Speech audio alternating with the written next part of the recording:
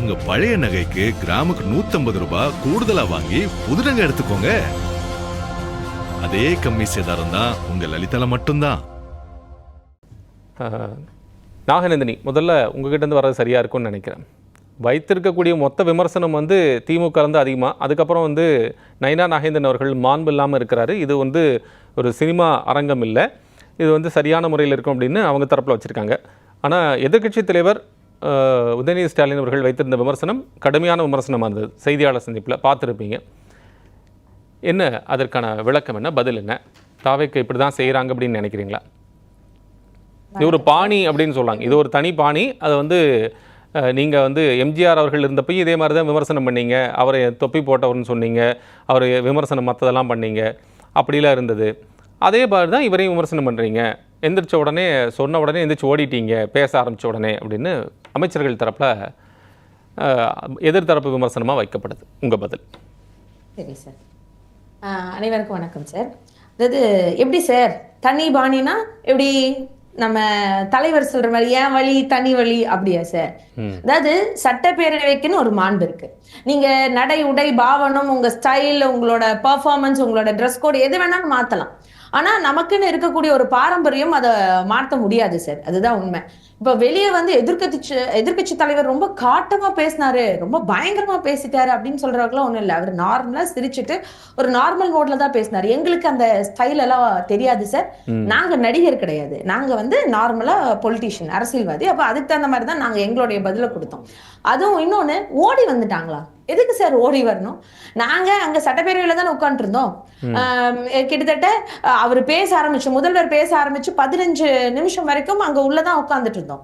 இல்லைன்னு சொல்லல, இதை யாரும் மறுக்க முடியாது. அங்க எல்லாருமே இருக்கிறாங்க, பாத்துருக்காங்க. இதை ஓடி வந்துட்டோம்னு சொல்ற வார்த்தை மட்டும் சரியான வார்த்தையா சார்? அதை பத்தி பேசணும்ல. ஏன்னா இதை இன்னைக்கு சொல்லல, முன்னத்து நாளே சொல்லிட்டாங்க. சட்டப்பேரவை முடிஞ்சிருச்சுன்னு சபாநாயகர் அறிவிச்சதுக்கு அப்புறம் எதிர்கட்சி எல்லாம் எந்திரிச்சு வெளியே போனதுக்கு அப்புறம் ஒரு அமைச்சர் எந்திரிச்சு பேசுறாங்க. அது நான் வீட்டுக்கு போய் தான் டிவில பார்த்தேன்னு எதிர்க்கட்சி தலைவர் சொல்றாங்க. அதுக்கப்புறம் அம்மையார் கீர்த்தனா மேடம் வெளியே பேட்டி கொடுக்குறாங்க. அப்ப அந்த மேடமும் இதே தான் சொல்றாங்க. நான் விட்டுருந்தா அங்கேயே எந்திரிச்சு எல்லாம் சொல்லியிருப்பேன், என்னென்ன ப்ரூஃப் இருக்கோ எல்லாம் சொல்லியிருப்பேன், அதுக்குள்ள ஓடி போயிட்டாங்க அப்படின்னு சொல்றாங்க. இது என்ன சார் ஸ்லாங்கு? அப்போ வெளியே பிரஸ் கேக்குற கேள்விக்கு அவங்க பதில் சொன்னாங்க. இன்னொன்னு சட்டப்பேரவையினுடைய பாணி என்ன சார்? இல்ல ஐட்டம் சாங் மட்டும்தான் பாக்கி, ஸ்டண்ட் சீன் பாக்கி, ப்ரொடக்ஷன் ஒரு மாண்புமிகு சபாநாயகர்னு சொல்றவரு அந்த மாண்புக்கு சொல்லக்கூடிய கட்கா ஆக்ஷன் இதெல்லாம் நடக்கிறான்னு சொல்லிட்டு அவர் சொல்லும்போது இவங்களும் அந்த தரப்பு விமர்சனம் வைக்கத்தானே செய்ய முடியும் அப்படின்னு தாவேக தரப்புல கேட்குறாங்க. இல்ல சார், மாண்புமிகு சபாநாயகருக்கான வேலையை முன்னத்து நாள் ரொம்ப சரியா செஞ்சார். உங்களுக்கு சாதகமா இருந்தது? சாதகமா இருந்துச்சுன்னு சொல்லாதீங்க சார், நியாயமா இருந்துச்சுன்னு சொல்லுங்க. சாதகத்துக்கும் நியாயத்துக்கும் நிறைய வித்தியாசம் இருக்கு சார். என்ன சார் நீங்களே சொல்லுங்க. இப்ப சட்டப்பேரவையில ஒரு விஷயத்த ப்ரூஃப் இல்லாம பேசலாமா? பேச முடியுமா? இல்ல கோர்ட்ல நிலுவையில் இருக்கக்கூடிய ஒரு கேஸ பத்தி பேசலாமா சட்டப்பேரவையில? நீங்க நெறியாளர் சார், என்னை விட படித்தவர்கள், ரொம்ப நிறைய விஷயம் தெரிந்தவர்கள், நீங்க சொல்லுங்க சார். அப்போ அதை பேசும்போது அன்னைக்கு அவர் தடுத்து நிறுத்தினார்ல, அமைச்சர் ஆதவ அர்ஜுனா அவர்கள் பேசும்போது தடுத்தார்ல, நீங்க ப்ரூஃபோட பேசுங்க, இல்லன்னா எதுவும் பேசக்கூடாதுன்னு. அப்போ முதல்வர் பேசும்போது அவர் சொன்ன வார்த்தை எல்லாரும் கவனிக்கணும். ஏன் சபாநாயகர் அவர்கள் சொன்னதை ஏன் யாரும் கவனிக்கலையான்னு எனக்கு தெரியல. அவர் என்ன சொன்னாரு அப்படின்னா, முதல்வர் பேசும்போது எதிர்க்கட்சி தலைவர் கேள்வி கேட்க எந்திரிச்சு நின்னார். நிக்கும் போது அவர் சொன்ன விஷயம் என்ன தெரியுங்களா? விடுங்க, இப்பதான் தொடர்ந்து முதல்வர் பேசிட்டு இருக்காரு, அந்த தொடர்ச்சி அப்படியே இருக்கட்டும், இடையில அதை தடை பண்ண வேணாம், அப்புறம் உங்களுக்கு நேரம் தரேன் பேசுங்க அப்படின்னா அதுக்கு என்ன அர்த்தம்? ஃப்ளோ போய்கிட்டே இருக்கட்டும், அந்த ஃப்ளோவை ஸ்டாப் பண்ணா வராதுன்றனால அப்படி சொன்னாங்களா? லைவ் போயிட்டு இருக்குது, லைவ் போயிட்டே இருக்கு. அதுதான் அவங்க சொல்றாங்க. இல்ல இல்லங்க, எதிர்க்கட்சி தலைவர் பேசும்போது அவங்க 10-15 பேர் क्वेश्चन கேக்குறாங்க. எல்லாமே லைவ்ல தான போச்சு. எல்லாமே லைவ் போச்சு இல்லங்க. இப்ப கேள்வி கேட்டா அதுக்கு பதில் சொல்லிருக்கலாம்ல சார் சிஎம் சார்? ஏன் பதில் சொல்லல? எதிர்க்கட்சி தலைவர் கேள்வி கேட்டார்லாங்க. நீங்க எல்லாரும் சொல்றீங்க பார்ட்டி ஃபண்ட் வந்தோம்னா பதறி அடிச்சுட்டு எந்திரிச்சிட்டாங்க. எதுக்கு பதறணும்? எந்திரிச்சு கேட்க வேண்டிய நியாயமான கேள்வி தானே சார். இப்ப நாங்க உங்களை பார்த்து சொல்லலாமா? நீங்க தான் சோஃபா மாடல்ல சொன்னாலும் இப்படியே உட்காந்துட்டே இருப்பீங்க. அதுக்கு நீங்க செஞ்சது சரி, அமைதியா உட்கார்ந்தா எல்லாமே சரி. அப்ப எந்திரிச்சு எதிர்த்து கேள்வி கேட்டா எல்லாம் தப்பு. அது எப்படி சார் நம்ம ஒத்துக்க முடியும்? எல்லாத்துக்கும் மொத்தமா வச்சுதானே சார் இவர் பேசுறாரு. நாங்க ஆன் த ஸ்பாட் எந்திரிச்சு என்ன கேள்வி கேட்டா, அப்போ தப்பா எதுவும் கேட்கலையே, யார் கேட்டு நீங்க இப்படி சொல்றீங்க, யார் கேட்டு அப்படி உங்களுக்கு எதுவும் சொல்லலையே. பேச வேண்டாம்னு சொல்லலையே மேடம், பேச வேண்டாம்னு சொல்லவே இல்லையே. நீங்க என்ன சொல்றீங்க, ஒரு குறிப்பெடுத்து வச்சுக்கோங்க, முடிஞ்சதுக்கு அப்புறம் அவர் பேசுங்க, யார் அனுமதி கொடுக்குறேன்னு தானே சொல்றாருங்க. எதிர்க்கட்சி தலைவர் பேசும்போது முன்னத்து நாள் ஆதவண்ணே எந்திரிச்சு பேசினாரு, நிர்மல்குமார் சார் எந்திரிச்சு பேசினாரு, எங்க அண்ணன் ராஜ்மோகன் அவர்கள் எந்திரிச்சு பேசினாரு. அதுக்கெல்லாம் அவரு பதில் சொன்னார்ல. அப்புறம் அதே மாதிரி தானே சிஎம் சார். இன்னைக்கு அரசியல் அமைப்பு சட்டத்தினுடைய லா என்ன சார்? சிஎம் சாருக்கு என்ன ரைட்ஸ் இருக்கோ அதே ரைட்ஸ் எதிர்க்கட்சி தலைவருக்கு இருக்கு. கரெக்ட் தானே? அதுல எந்த மாற்று கருத்தும் இல்ல. அவர் பேசும்போது இவர் எந்திரிச்சு என்ன கேட்டாரு?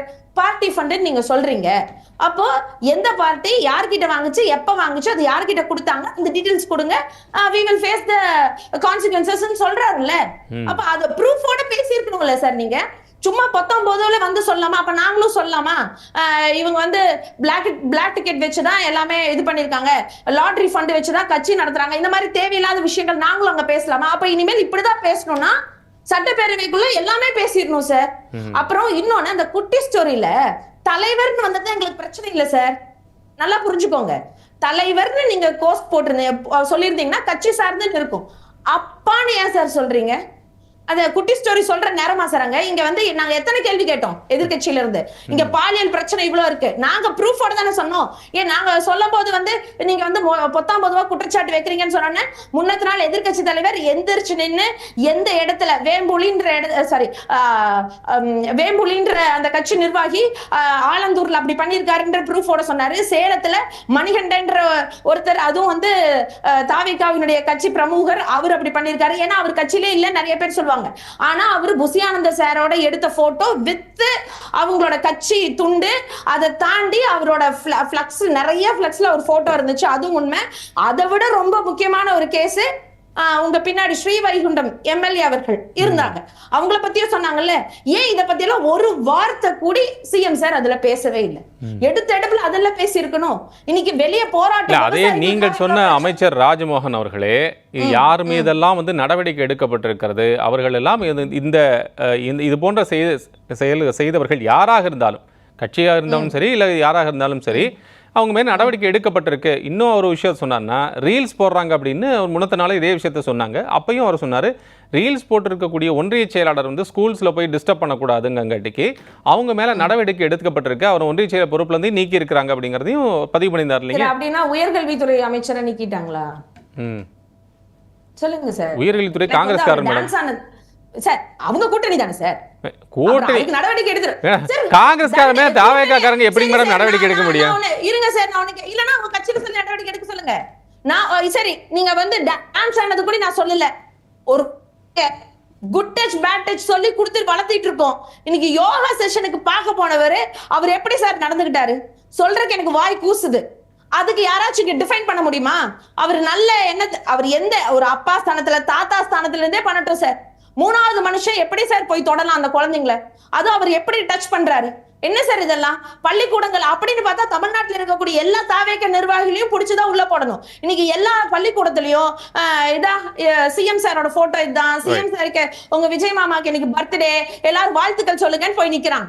கட்சி கொடிய பள்ளிக்கூடத்துக்கு ஃபுல்லா வைக்கிறாங்க சார். அரசு பள்ளி படிக்கக்கூடிய குழந்தைங்க கையில கூப்பன் சார், கூப்பன் கொடுத்து நிக்க வச்சு வாழ்க சிஎம் மாமா வாழ்க, சிஎம் மாமா வாழ்கன்னு சொல்றாங்க. என்ன சார் அர்த்தம் இதுக்கெல்லாம்? இன்னைக்கு கல்வித்துறை எங்க சார் போயிட்டு இருக்கு? அதுக்கு மேல இது வரைக்கும் நீங்க சொல்லுங்க சார், நீங்க நிறைய விஷயம் பார்த்திருப்பீங்க தமிழ்நாடு அரசியல் வரலாற்றுல.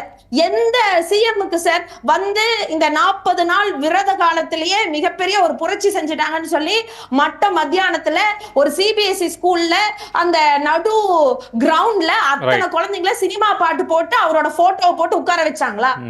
அப்ப இதெல்லாம் தப்பு இல்லையா சார்? இது எங்க சார் கல்வி எங்க சார் போயிட்டு இருக்கு? இன்னைக்கு தமிழ்நாட்டுடைய நிலைமை எப்படி போயிட்டு இருக்கு? குழந்தைகளை எப்படி நம்பி ஸ்கூலுக்கு அனுப்ப முடியும்? இல்ல இது ஒரு நிமிஷம், வாழ்த்து பாடல் தானே பாட சொன்னாங்க. இதுக்கு எங்க ஸ்கூல் எங்கேயோ போயிட்டு இருக்குது, இது எங்க செஞ்சுட்டு இருக்குது? நாகேந்திரி மேடம், நீங்க வந்து கட்சி சார்பா பேசுறது தப்பு இல்ல. இல்ல நான் சொல்ல, நீங்க கட்சி சார்பா பேசுறது தப்பு இல்ல. இல்ல நீங்க இல்ல விமர்சனம் வைங்க. இல்ல திமுக செஞ்சதா ஒத்துருப்பீங்களா? இல்ல நீங்க விமர்சனம் வைங்க. இல்ல திமுக செய்யவே இல்லையா? அது திமுக செஞ்சதே இல்லையா? அது செய்யாது சார். இந்த மாதிரி எல்லாம் செஞ்சது எங்க சார்? கட்சி துண்ட போட்டு யாரு சார் உள்ள போய்? திமுக வந்து உள்ள இருந்து செஞ்சதே இல்லையா சார் நான் கேக்குற கொஸ்டின் செஞ்சதே இல்ல. இப்ப நீங்க என்ன சொல்றீங்க? இந்த அப்ப மோசம் இல்ல, மோசமானது. நான் என்ன சொல்றேன், விமர்சனம் வைங்க, விமர்சனம் வைங்க நாகநந்தினி, நீங்க விமர்சனம் வைங்க, நான் வேண்டாம்னு சொல்லல. ஆனா இது செஞ்சங்காட்டிக்கு அப்படியே மொத்தமாவே இது வந்து போயிடுச்சு, மொத்தமாவே கல்விகள் எங்கேயோ போயிடுச்சு அப்படின்னு நீங்க சொல்றீங்க, அப்படின்னு சொல்றீங்க, அப்படின்னு கேக்குறீங்களே. சுமக்க வேண்டிய ஒரு குழந்தை கட்சி கொடியை பிடிச்சு நடந்து போயிட்டு இருக்கு. விமர்சனம் வைங்க, நான் மறுக்கல, நீங்க விமர்சனம் வைங்க, நான் மறுக்கல, நான் அதை சொல்லல. புரிஞ்சது. நான் மீண்டும் நான் பேசுறேன், மீண்டும். Okay sir, okay sir. Naganandini, உங்களுடைய பாயிண்ட்ஸ். இல்ல சார், ஃபர்ஸ்ட் இதுல இருந்தே சொல்லிடுறேன். இப்போ இவங்க சொன்னாங்க கவர்னருடைய நன்றி அறிவிப்பு கூட்டம் தான் இது இல்லையா சார்? அதுதானே இந்த சட்டப்பேரவைக்கு. இதுல எந்த இடத்துல சிஎம் ஃபர்ஸ்ட் நன்றி சொன்னாருன்னு தெரியணும். அவர் பேச்சுல எந்த இடத்துல சிஎம் அவர்கள் ஆளுநருக்கு நன்றி சொன்னாரு, அது சொன்னாரா அப்படிங்கறத எடுத்து பார்க்கணும். ஒரு நிமிஷம் சார், சார் ஒரு நிமிஷம் இருங்க. நன்றி எடுத்துனா அவர் சொன்னது 2-3 டயலாக் அப்புறம் தான் சொன்னார். இதே மாதிரிதான் சொன்னார். இவ்வளவு நாள்ல ஆளுநர் யாரும் பேசவே இல்ல, இந்த இதுலதான் நாங்க பேச வச்சிருக்கோம், அதுவும் அந்த டயலாக்லயே தான் சொன்னார். சரிங்களா? அந்த மாண்புன்னு ஒண்ணு இருக்கு. இன்னொன்னு சார், இதுக்கு முன்னாடி ஆளுநர் வந்த மாதிரியும் தெரியல, போன மாதிரியும் தெரியல, இதெல்லாம் பேசக்கூடாது சார். இதெல்லாம் பேசுனீங்கன்னா தமிழ்நாட்டு மக்கள் எல்லாத்தையும் பார்த்துட்டு சும்மா இருக்கணும்ட்டு எல்லாம் இல்ல. மக்கள் ஏத்திருக்காங்கன்னா மக்கள் அவரை எதிர்த்து ஓட்டு போட்டவங்க இருக்காங்க தமிழ்நாட்டுல. எல்லாருமே ஏத்துக்கல. ஏன்னா 100% தமிழ்நாட்டு மக்கள் ஓட்டு போட்டுதான் அவர் உட்கார்ந்து இருக்காரு அப்படின்னு பார்த்தா 108ல இருந்து மிச்சம் இருக்கிறவங்க எங்ககிட்ட இருந்து போனாங்க. சரிங்களா? அத முதல்ல புரிஞ்சு நீங்க பேசும்போது நீங்க சொன்னீங்க, நீங்க கொஞ்சம் அமைதியா இருங்க, நீங்களும் கொஞ்சம் அமைதியா இருங்க சார். நீங்க சொன்னதுக்காக நான் பேசாம தானே இருந்தேன். என்னோட டைம் இது, நானும் சொல்ல வேண்டிய பதில்கள் சொல்லணும். சரிங்களா சார்? அதுக்கப்புறம் அப்படியே பயங்கரமா 1990ல இருந்து இவர் ரொம்ப நல்லதே செஞ்சுட்டு இருந்தாரு. போதையை எதிர்க்கிறவர் தானே, போதையே இருக்க கூடாதுன்னு சொல்றவர் தானே. அப்புறம் எதுக்கு அவரோட சினிமாஸ்ல எல்லாம் வந்து அந்த மாதிரியான போதை பொருட்களை யூஸ் பண்ற மாதிரி இவரே கூட நடிச்சிருக்காரு. இதுக்கு மேலேயே இவர் மேல வழக்கெல்லாம் பதிவுபட்டிருக்கு. அதை பத்தி எல்லாம் பேசுங்க. இதே அமைச்சரவையில் இருக்கக்கூடிய வன்னியரசு அவர்கள் இதுக்கு முன்னாடி பேட்டியில சொன்னாரு, இவங்க சொன்னாங்க ஈழத்தமிழர் பிரச்சனைக்காக நான் பேட்டி, இருங்க சார் நான் பேசி முடிச்சிடுறேன், ஈழத்தமிழர் பிரச்சனைக்காக நான் பேசியிருக்கேன் அப்படின்னு சொன்ன போது வன்னியரசு அவர்கள் அப்போ அந்த பிரச்சனைக்காக போராடும் போது அவர் அன்னைக்கு பேட்டியே கொடுத்திருக்காரு. அந்த பேட்டியை நீங்க சமூக வலைதளத்துல வந்துட்டே இருக்கு. அன்னைக்கு நான் போய் விஜய் சார் கிட்ட கேட்டேன், அவர் எனக்கு இதுல விருப்பம் இல்ல, வேணாம், நான் வரலன்னு சொல்லிட்டாரு அப்படின்னு சொல்றாங்க. அதை விட இந்த புக்கு கொடுக்கறது என்ன சார் புரியல? கையெழுத்து போட கேட்டோம், கையெழுத்து போடலன்னு சொன்னாரு. அதுதான் சார், அது அப்புறம் என்ன சார் இறங்கி நின்னு போராடின மாதிரி இல்ல சார் இவர் பேசினாரு சட்டப்பேரவையில. அதுக்காக தான் நான் சொல்றேன். இன்னொன்னு, இவர் வந்து நாங்க வந்து நற்பணி மன்றமா இருந்தோம், அதை மிகப்பெரிய அளவுல மாத்தணும் சார். இது எல்லாருமே சமூகத்திற்கு சேவை செய்யக்கூடிய இன்னைக்கு எத்தனை என்ஜிஓ செய்யறாங்க. இவர் ஒருத்தர் மட்டும் நடிகரா இருந்தது செய்யல. ஏன் சூர்யா அவர்கள் மிகப்பெரிய ஒரு ஃபவுண்டேஷன் ஓபன் பண்ணி அதன் மூலமா நிறைய குழந்தைங்களை படிக்க வச்சுட்டு வராரு. சரி, இந்த மாதிரியான மடைமாற்ற வேலையில செய்யக்கூடாது. இன்னொன்னு, நான் இன்னொரு விஷயம் சொல்லி ஆகணும். அதுக்கப்புறம் இவர் பேசும்போது சொன்னாரு ஏதோ ஒரு ஸ்கூல்ல தான் அப்படி நடக்குதுன்னு. சரி, அதை நிறைய நம்ம பேசிட்டோம் இதுக்கு முன்னாடியே. இவரே வேணா கமலேஷ் சாரே வந்து போன்ல போட்டு பார்க்க சொல்லுங்க, அத்தனை விஷயம் வருது, வேணா காமிக்க சொன்னீங்கன்னா இப்ப நானும் காமிக்கிறேன். இன்னொன்னு, அந்த ஆளுநர் விஷயம் நான் சொல்லி ஆகணும் சார். என்ன நடந்துச்சு போன டைம்? ஏன் போனாரு? தமிழ் தாய் வாழ்த்துக்கு முக்கியத்துவம் கொடுக்கணும்னு சொன்னாங்க. இப்போ உடனே விஜய் சார் பேசும்போது சொன்னாங்க, அது என்ன சானிட்டரி செலிப்ரேஷன், அதுல வந்து நீங்க வந்து குடியரசுத் தலைவர் வந்துட்டாரு அதனால நான் பாடிட்டேன் அப்படின்னு இவங்க சொல்லுவாங்க. சார் என்ன சார் இதெல்லாம் ஒரு வாதமா சார்? அதுக்கு ஒரு புக் வேற எடுத்து காமிக்கிறாரு சார். குடியரசுத் தலைவரும் ஆளுநரா ஒன்னா ஒத்துக்கு சொல்லுங்க. இவங்களை குடியரசு தலைவருக்கு என்ன புரோட்டோகால் இருக்கோ ஆளுநருக்கும் அதே புரோட்டோகால் இருக்குன்னு சொல்லுங்க சார். இல்ல இப்ப குடியரசு தலைவருக்கு சட்டப்பேர் இல்ல மேடம், என்ன சார் நான் கேக்குறேன், நான் ஒரு நிமிஷம் சார் நான் தெளிவா கேட்டறேன். குடியரசு தலைவருக்கு சில புரோட்டோகால் இருக்கு. ஆனா சொல்லுங்க சார், இப்ப அண்மையில வந்திருக்கக்கூடிய மாண்புமிகு நீதிமன்றம் கொடுத்திருக்கக்கூடிய தீர்ப்பின் அடிப்படையில மத்திய அரசினுடைய நிகழ்ச்சிகள்ல அது நமக்கு வந்து பிப்ரவரியில பார்த்தோம். அதே திமுக அரசு இருந்தப்பையும் அதை ஃபாலோ பண்ணாங்கிறது உங்களுடைய நினைவுக்கு கொண்டு வரேன். எதுக்குன்னா மத்திய அரசு இருக்கக்கூடிய நிகழ்வுகள்ல அது ஆளுநராக இருந்தாலும் மேதக ஆளுநராக இருந்தாலும் சரி, மாண்புமிகு மத்திய அரசு அமைச்சர்களாக இருந்தாலும் சரி, அதே போல மேதகு குடியரசுத் தலைவராக இருந்தாலும் சரி, அவர்கள் இருக்கக்கூடியதுல புரோட்டோகால் இருக்கணும் அப்படின்னு நீதிமன்ற தீர்ப்பா இருக்கு மேடம். அதை நம்ம தவிர்க்க முடியாது இல்லைங்களா? சரி, இருக்கட்டும் சார். ஆனா எங்கனால ஆளுநர் அவர்களையும் குடியரசுத் தலைவர்களையும் ஒண்ணுன்னு வச்சு பார்க்க முடியாது. ஆளுநர் அப்படிங்கிறவங்க மேல இருக்க ஒன்றிய அரசினால நியமிக்கப்படக்கூடிய ஒரு பர்சன். ஆனா குடியரசுத் தலைவர் அப்படிங்கிறவங்க ஒட்டுமொத்த ஸ்டேட்ல இருக்கவங்க அத்தனை பேரும் சேர்ந்த ரெப்ரசன்டேட்டிவ். இந்த ரெண்டுக்கும் நிறைய வித்தியாசம் இருக்கு சார். ஃபர்ஸ்ட் அத முதல் தெளிவா தெரிஞ்சுக்கணும். இன்னொன்னு, 117 கடையை நாங்க க்ளோஸ் பண்ணிட்டோம். எங்க சார் ஆர்டிஐல வரவே இல்லை? ஏன் சார் ஆர்டிஐல இன்னும் லிஸ்ட் கொடுக்காம இருக்கீங்க? நீங்க தான் டிரான்ஸ்பரன்சி கவர்மெண்ட் ஆச்சு. டிரான்ஸ்பரன்சி எது நீங்க மேடம்? கொடுத்திருக்கணுமா இல்லையா? 717 கடைங்களா? ஆர்டிஐல சாரி 717. ஆமா சார், 717 கடைக்கு இல்ல கவர்மெண்ட் சொல்லிட்டாங்க மேடம், எந்தெந்த கடைகள்ல எவ்வளவு கடைகள் இருக்குன்னு எடுத்து சொல்லிருக்காங்க. காமிங்க சார். டிரான்ஸ்பரன்சி ஆர்டிஐல எங்க இருக்குன்னு எடுத்து காமிங்க சார். இன்னைக்கும் தான், அதாவது இன்னைக்கு ஒரு நான் நேரடியா பாக்குறேன் சார், எங்க ஊர்ல இருக்கிற ஒரு டாஸ்மார்க்க க்ளோஸ் பண்ணிட்டு அங்க FL2 ஓபன் பண்ணிருக்காங்க சார். ஓகே, இதுக்கு என்ன சார் பதில் பண்ணலாம்? இல்ல பாட்டிலுக்கு 10 ரூபான்னு பேசினார்ல, அதுல வேற சிஎம் சார் அப்படி வச்சுட்டு அப்படியே யாரு அவங்களுக்கு தெரிஞ்சவங்களா உங்களை பிஏவையா இப்படி வச்சுட்டு சிஎம் சாருக்கு என்ன மரியாதையோ அமைச்சரவையில் இருக்க ஒவ்வொரு அமைச்சருக்கும் அதே தான் மரியாதை. அமைச்சர் விசுவாசமாவே இருந்தாலும் அந்த விசுவாசத்தை வெளியே போய் காமிக்கலாம். ஆனா அப்படி வச்சுட்டு அது என்னப்பா அது என்ன பார்ட்டி ஃபண்டா என்னது எப்படி சார்? இந்த மேனரிசத்தை எல்லாம் நாங்க பார்த்துட்டு எதுவுமே கேட்க கூடாது, அப்படிதானே சார்? அப்ப பார்ட்டி ஃபண்ட் அவங்க சொல்றாங்கல்ல, அந்த பார்ட்டி ஃபண்ட் நான் இப்ப கேக்குற ஒரு கேள்விக்கு எனக்கு பதில் சொல்லுங்க சார். அது கட்சிக்கான நிதி தானே சொல்லப்படுச்சு. அப்ப இஎஸ்ஐ வெப்சைட்ல ஆடிட்டர் ரிப்போர்ட்னு ஒண்ணு இருக்கு.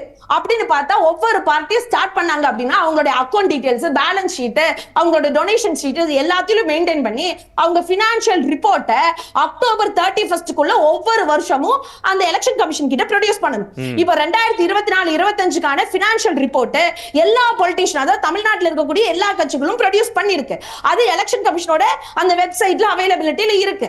அப்படின்னு பார்த்தா தாவேகா கவர்மெண்ட் 2024 செப்டம்பர் 8 தொடங்குச்சு.